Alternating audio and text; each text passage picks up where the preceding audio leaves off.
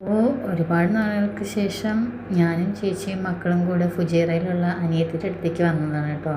ചെന്നപ്പോഴാണ് അവൾ ബീച്ചിൻ്റെ ഓപ്പോസിറ്റാണ് താമസിക്കുന്നതെന്ന്. എന്നാൽ പിന്നെ എല്ലാവർക്കും കൂടി ബീച്ചിൽ പോയാലോ എന്നായി.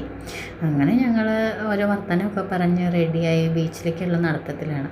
പോണ വഴിക്കൊരു വില്ലയുടെ മുമ്പിൽ ഈ പൂക്കൾ ഇങ്ങനെ കണ്ടു. അവിടെ നിന്ന് കുറച്ച് ഫോട്ടോസിനൊക്കെ പോസ്റ്റ് ചെയ്ത് കുറച്ച് ഫോട്ടോസൊക്കെ എടുത്തു.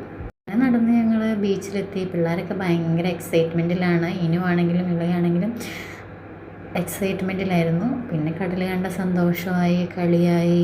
ആദ്യമൊക്കെ അവർ വെള്ളത്തിൽ നനയാതെ മണ്ണൊക്കെ എടുത്ത് കുറച്ചൊക്കെ വെള്ളത്തിൽ നനഞ്ഞ് കളിച്ചു. പിന്നെ പതുക്കെ പതുക്കെ വെള്ളത്തിലേക്കൊക്കെ ഇറങ്ങാൻ തുടങ്ങി. പിന്നെ വെള്ളത്തിൽ കിടക്കുന്നു, ഉരുളുന്നു, കളിയോട് കളിയായിരുന്നു. ഞങ്ങൾ 3 പേരുമാണെങ്കിൽ ഒരുപാട് വർത്തമാനങ്ങളൊക്കെ പറഞ്ഞ് അവർ കളിക്കുന്നത് നോക്കി അവരുടെ അടുത്ത് തന്നെ ഇങ്ങനെ നിൽക്കുമായിരുന്നു. ഇനുവാണെങ്കിൽ 2 പേരും കൂടെ മണ്ണ് വാരുന്നു, വെള്ളത്തിൽ കൊണ്ടുപോയി ഇടുന്നു, പിന്നെ വെള്ളത്തിൽ കുറേ കിടക്കുന്നു, ഉരുളുന്നു. അങ്ങനെ ഫുൾ കളിയായിരുന്നു. അവർ നല്ല ഹാപ്പി, ഞങ്ങളും ഹാപ്പി. മൊത്തത്തിൽ ഭയങ്കര ചൂടാണെങ്കിലും ഞങ്ങൾ പോയ സമയത്തിന് വലിയ ചൂടൊന്നും ഉണ്ടായില്ല. പിന്നെ വെള്ളത്തിൻ്റെ ഒരു തണുപ്പൊക്കെ കൂടിയായിട്ട് നല്ല സുഖമായിരുന്നു. പിള്ളേർ കളിക്കുന്നതാണ് കാണുന്നത്. ഈ ഒരു ത്ത് വലിയ തിരക്കൊന്നും ഉണ്ടായില്ലെങ്കിൽ പോലും അപ്പുറത്തും ഇപ്പുറത്തൊക്കെ ഒത്തിരി ഫാമിലീസ് പിള്ളേരെയും കൊണ്ട് കളിക്കുന്നുണ്ടായിരുന്നു. ഇനും ഇളയും കൂടെ ആണെങ്കിൽ മരമേടിനെ പോലെ വെള്ളത്തിൽ കിടക്കുകയും കളിക്കുകയും ഒക്കെ ചെയ്തുകൊണ്ടേ ഇരിക്കുകയായിരുന്നു.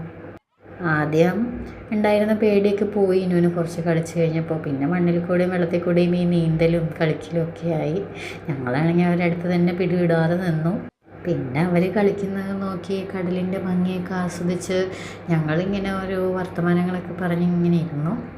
അതിൻ്റെ ഇടയിൽ കൂടെ അനിയത്തി അവരുടെ ഫോട്ടോ എടുക്കുന്നതും എല്ലാം ഉണ്ടായിരുന്നു. ഇള കിടന്നു കഴിഞ്ഞപ്പോൾ പിന്നെ ഇനുവിന് കിടക്കണം. പിന്നെ ഇനുവിൻ്റെ മേത്തൂടെ വെള്ളം കയറുന്നു, ഇലയുടെ മേത്തൂടെ വെള്ളം കയറുന്നു. ഫുള്ള് സ്നഗ്ഗിയും ട്രൗസറും ഒക്കെ നനഞ്ഞു. എന്നാൽ പോലും അവർ വളരെ ഹാപ്പി ആയിരുന്നു. അവർ നന്നായി എൻജോയ് ചെയ്യുന്നുണ്ടായിരുന്നു ആ സമയം.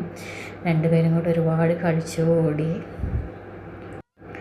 പിന്നെ കുറച്ച് നേരം കൂടെ കഴിഞ്ഞപ്പോൾ 2 പേരും വെള്ളത്തിലിറങ്ങാൻ തുടങ്ങി. പിന്നെ ഞാനും അനിയത്തിയും കൂടെ അവരെയും കൊണ്ട് വെള്ളത്തിലിറങ്ങി. കുറച്ച് ദൂരം വെള്ളത്തിലിറങ്ങി. അവരവിടെ നിന്ന് ഒരുപാട് നേരം കളിച്ചു. ഒരാൾ കയറുമ്പോൾ അടുത്ത ആൾ കയറും, ഒരാൾ വെള്ളത്തിലിറങ്ങുമ്പോൾ അടുത്ത ആൾ വരുമെന്ന് പറഞ്ഞ പോലെ ഇളയെ വെച്ച് മാറി മാറി വെള്ളത്തിൽ വന്നുകൊണ്ടേയിരുന്നു.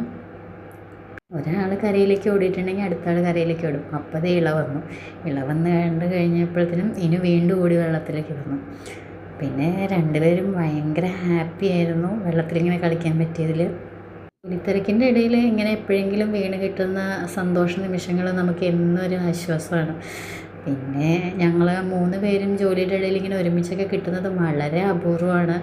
പിന്നെ പിള്ളേർക്കാണെങ്കിൽ 2 പേർക്കും അനിയത്തീനെ ഞങ്ങൾ ഉണ്ണി എന്നാണ് വിളിക്കുക. അവളെ കണ്ടാൽ പിന്നെ അനിയത്തീനെ മാത്രം മതി. ഒരുപാട് നേരം ബീച്ചിൽ കളിയും കാര്യങ്ങളും ഒക്കെ കഴിഞ്ഞ് എങ്ങനെയൊക്കെയോ 2 പേരും പറഞ്ഞ് കയറ്റി ഇത്തിരി നേരം വൈകിയപ്പോഴത്തേനും ഞങ്ങൾ തിരിച്ച് വീട്ടിലേക്ക് പോയി. വീട്ടിൽ ചെന്ന് കുളിച്ച് ഡ്രസ്സ് മാറിയപ്പോഴത്തേനും ചേച്ചിയുടെ ഹസ്ബൻഡും എൻ്റെ ഹസ്ബൻഡും കൂടെ വന്നു.